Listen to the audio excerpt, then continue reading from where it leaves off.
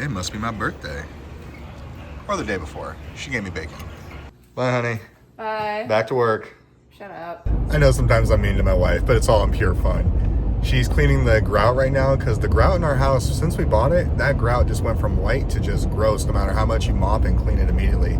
So she's trying this new cleaning solution she found. It seems to be doing a really good job. And that's been like her jam lately. She wants to get that grout cleaned as quick as possible. So I'm over here thinking, oh, she's my own little Cinderella at this point because she started cleaning the grout and I'm going to run errands for my birthday. So fun times. Speaking of which, we are heading right now to go pick up a new little phone for me, and also I want to look at a couple other things. There wasn't really a video planned to be made today. It's just kind of me recording on the go. It is Halloween, so we are going to record us tonight in our official costumes. I'm really excited about that. But as for now, off to La Encantada Mall after a quick stop by work.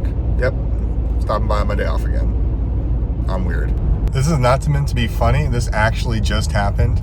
I just finished watching Welcome to Deary last night, the first episode, which I have my issues, but that's a whole other thing. But as I'm driving here on Halloween, from a sewer grate on the side of the road, a red balloon just came out of it, and I just hit it with my car and saw it floating behind me slowly back down. Y'all, if this video ends right now, Pennywise got me. That was creepy, and literally my heart skipped a beat before I started laughing. And before you say, like, Tommy, why was there a red balloon coming out of the sewer grate area, like one of the runoffs?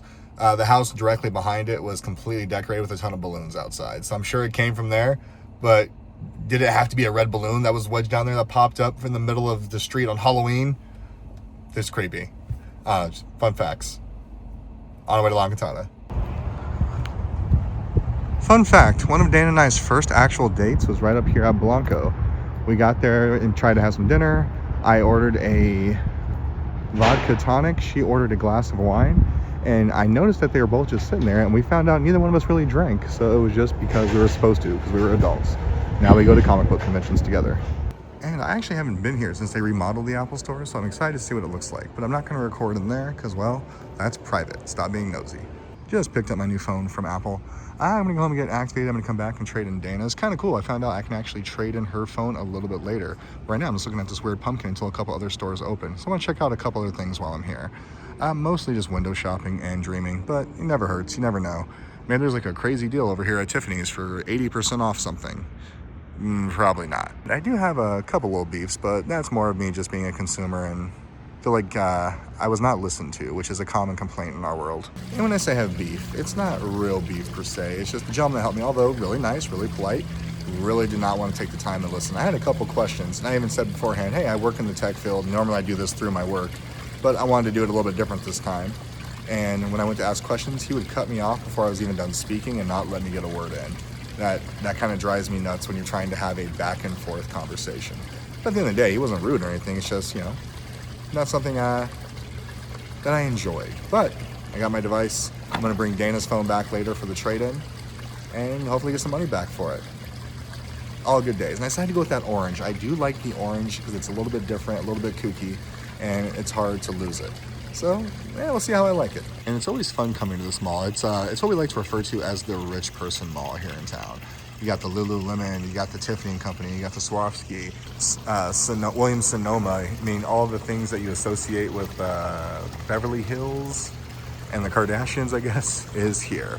Which, there's another store I want to go look at here. Again, I'm just window shopping. And it's over here. It's Ben Bridges, because I want to go look at some of their watches. Because you know me, I have a love affair with watches, and I want to go check out a couple that I dream about. So I never have a chance to really stop here. Just got done at Ben Bridge, and I just tried on watches that my wife would murder me if she saw me trying on. I mean, they were more than pretty much every car I owned until I got my first Tesla. But hey, that's life, and it was my birthday. I deserved it. But there's actually one I'm actually really interested in. The price point there, not so much. So I know I can get one on the secondhand market for about half the price. But I've always wanted one. But now that I've tried on the Tudor and the Rolexes, it's, I don't know. I think some of the appeal is kind of worn off because now that it was there, it's like I achieved it. Which is kind of how I feel when I complete some of my comic book runs. Like my Turtles run, I got 2 books left. And I know once I get it, it's, Alexander wept for he had conquered the world.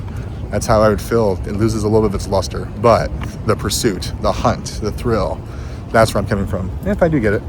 It's gonna be from her. She was super nice and informative, and she's another local Tucsonan like myself. Can't go wrong with that. Now time to go home and get this set up. Happy Halloween! That's right, we are going trick-or-treating. And I'm going as Marty McFly, man. Are you telling me this sucker is nuclear?